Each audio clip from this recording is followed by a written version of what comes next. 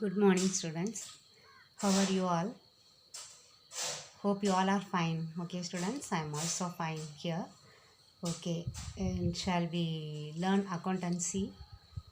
Okay, before going to today's lesson, let us have a recap on yesterday's portion. Okay, the first thing that we have learned was the introduction about incomplete records, isn't it? So, what we have understood about the incomplete records? That means they do not maintain the accounting records. They do not maintain the books of accounts as per double entry system of bookkeeping. They follow only some transactions they may enter fully. Okay, that I will say one example. If they pay some cash for the creditors, they will enter in the cash book as well as in the creditors book. And if we receive cash from the debtors, there they enter in both the accounts. That means the both debit and credit aspects will be entered.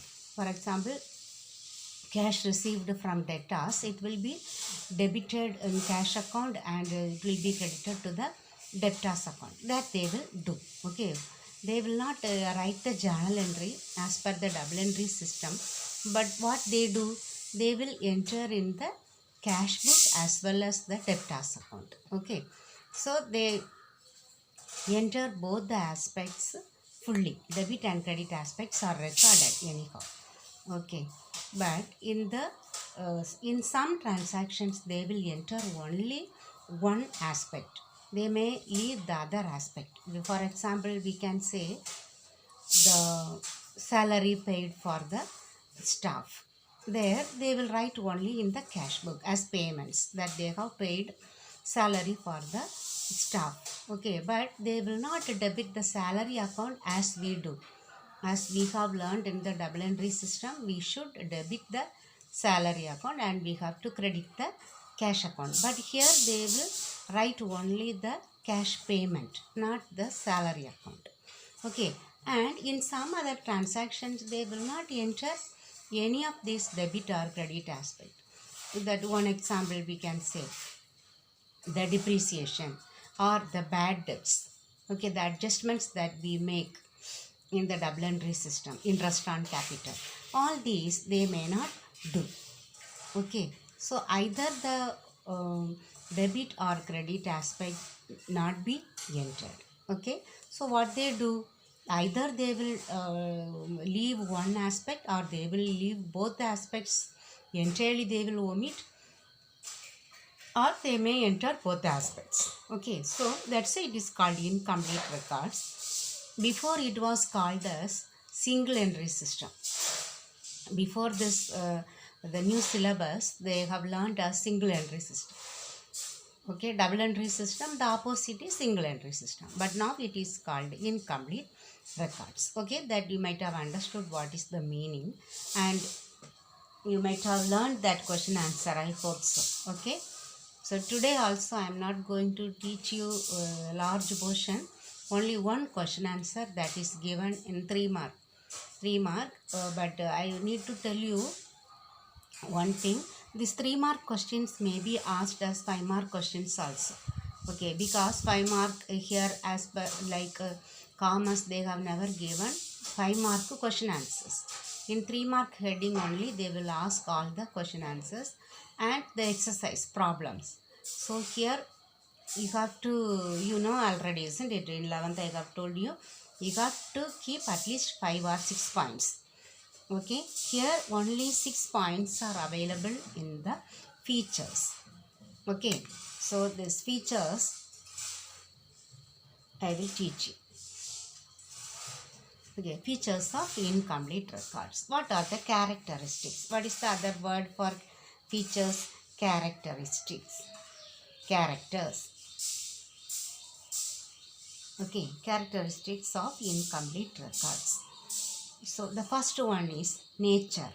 What is the nature of this incomplete records? What kind it is? Here we can say it is an unscientific and unsystematic way of recording records, okay, unscientific and unsystematic, no system followed, isn't it? As they wish, they will maintain the records, books of accounts. So it is an unscientific and unsystematic way of recording the transactions. Okay, that is that the type. It is not scientific, or it is, they never follow a particular system. Okay, we write the journal entry, but the systematic way of recording the business transactions in the books of accounts is called the bookkeeping, that we have learnt already, isn't it, in first year. But here the incomplete records are unscientific and unsystematic way of recording transactions. Why it is called unscientific and unsystematic way of recording business transactions? The reason is they do not follow the accounting principles or accounting standards properly. We have learned many principles and standards concepts in first year. Do you remember? Dual aspect concept, then business entity concept, then matching concept. Around 10 concepts we have learned. Those concepts and principles, then conventions, they do not follow in this incomplete records. Okay, that is why it is called unscientific or unsystematic way of recording business transactions. Okay, you have understood what type of, what nature the incomplete records. It is an unscientific and unsystematic way of recording business transactions, because accounting principles and accounting standards are not followed correctly, properly. Okay, then the type of accounts maintained. Okay, what are the type of accounts maintained in this incomplete records? We in the beginning of this today's class I told you they maintain mainly cash accounts, isn't it? The cash accounts are maintained. And what will be maintained?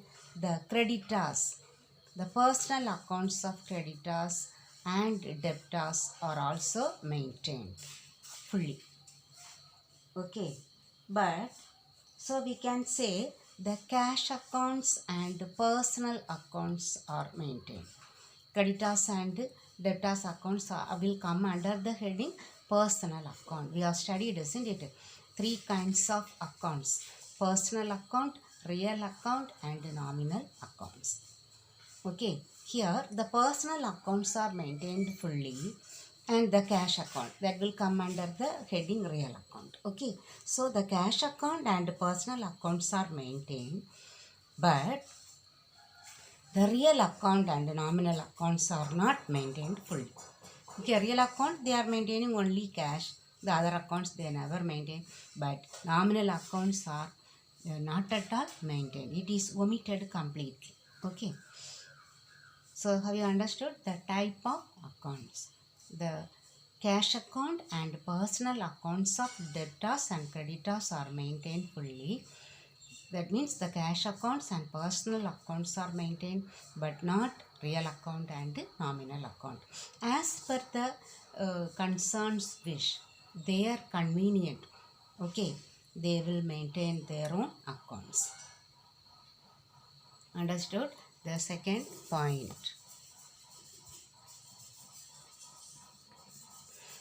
The type of accounts. Then the third one is lack of uniformity. Lack of uniformity. Here, the way there is the uniformity is lacking, because they do not follow the scientific systems or scientific rules and regulation. That means the accounting standards, principles are not followed properly. So each organization will be maintaining their own transactions accounts, isn't it? So there all that organizations, they never use the same principles and standards. They maintain their own accounts as per their own wish and will. Okay, for as per their convenience they maintain accounts. each organization may follow their own principles. Okay, therefore, as per their own need and convenience, they will maintain their accounts. So the uniformity is lacking between the different organizations. Okay, the third point. Then the fourth one is financial statements may not represent true and fair view. Now you should know very well what is called financial statements. You know very well. There are two financial statements. One is profit and loss account. The other one is balance sheet. Isn't it?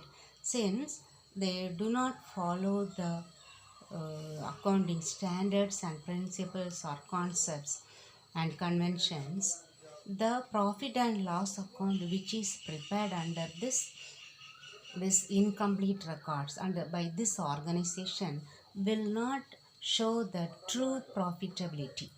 Okay, the profit may not be true.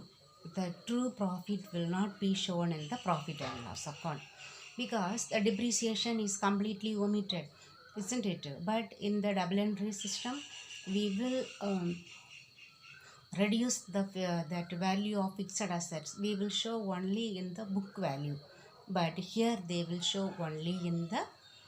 They may not show, but if they show also, it will be in the real that historical cost. That means the purchasing price.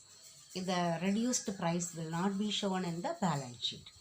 Okay, so that the depreciation amount also will not be written in the profit and loss account. Interest on capital will not be given. Then interest on drawings will not be charged on the owners on their drawings. Okay, so it will not show the true profitability of the concern. And the second document is the balance sheet. The balance sheet also will not reveal the correct financial position of the business concern. Financial position means that its assets and liabilities. As I explained to you about regarding the depreciation, then the bad debts, in the sundry debtors we used to deduct 1% as the bad debt, isn't it? And any doubtful debts, everything be charged as per the concept, that accrual concept, isn't it? That concept may not be followed in this type of accounts.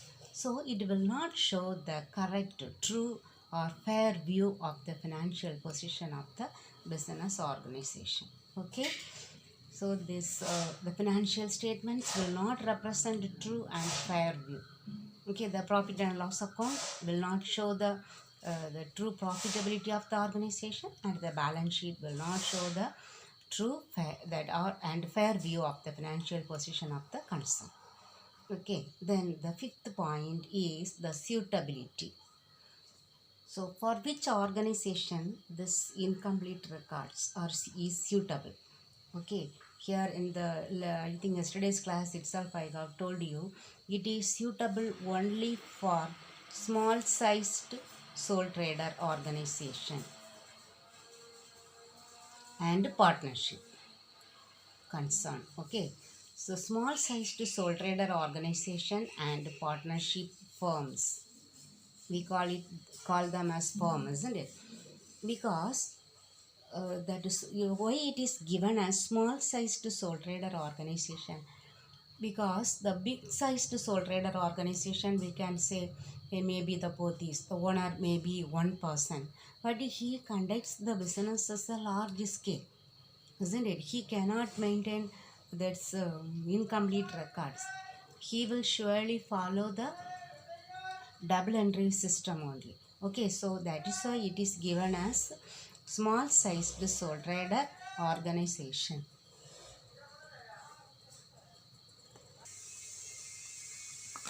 The next point is the last one, the mixing up of personal and business transactions. Here, what is the meaning? The personal transactions of the owner and the business transactions will be mixed up together. They may enter both of them together. For example, if they they may purchase some. If a owner runs a grocery shop, he will take some of his grocery items for the house purpose, or he may take some of his money from the business money for paying school fees for his child. Okay, so in that way they may spend, they may all these two transactions will be entered in the business transaction. Okay, this is fully regarded as the personal transaction. If he uses that business money for his that personal purposes, we will write it as the drawings in double entry system. But here we cannot trace out that money what he has taken, so he will think that is also the business transaction, since he has taken the money from the business. Okay, so it will so this both about personal transactions and business transactions will be mixed up along with the everything will be mixed up together, so it may not be good. Okay, if you study these 6 features correctly, then it will be useful for you to study the limitations, that is the next heading. Okay, so only one heading I am giving you to study, only one question, one heading only I have taught you. The same all these 6 points you have to learn. So tomorrow when you come, you tomorrow's class you will be ready to, you will be thorough in these 2 question answers. Okay, then the next the tomorrow's class when I teach the limitations, if you have studied these features correctly, then you will understand, and the same thing will be there. We will write it, slight difference will be there, variation will be there to conclude as the limitation. Okay, here you can see no lack of uniformity, then the financial statements are not showing the correct position. Okay, then here each one we can consider as a limitation, that means the disadvantage of following the incomplete records or single entry system. Okay, for your convenience, since you do not have your textbook in your hand, I have written down the question answers. Okay, so the question answers I will show to you.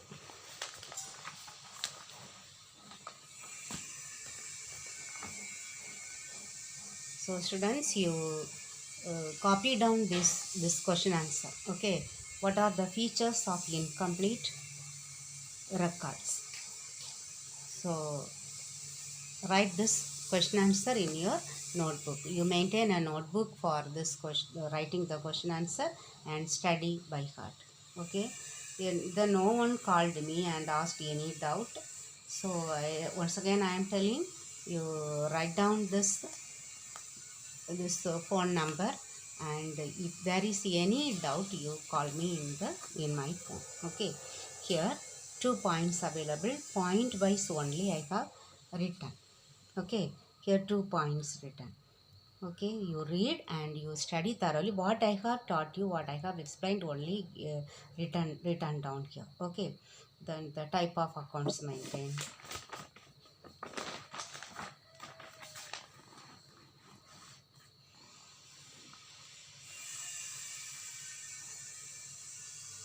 real accounts. Then third point, lack of uniformity.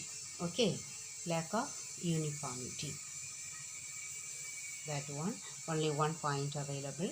Then in the fourth point again 2 points available. Okay, you write down these points in your notebook. Then the last 2 points, suitability and the mixing of personal and business transactions. Here 1 point available, and the next page the other point is available. Okay,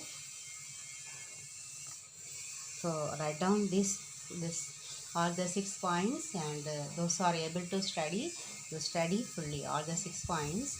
Here the 3 mark question itself will be the 5 mark question only. Okay, here in the theory they will never give 5 mark questions, but the same 3 mark question may be asked as 5 marks, so at least 5 points will be thorough on your part. Okay, at the most anything. So here only we have 6 points. So better learn these 6 points. Okay, students, I think you might have understood this heading very well. And today I wind up this class with this. Then we will see you tomorrow. Thank you, students.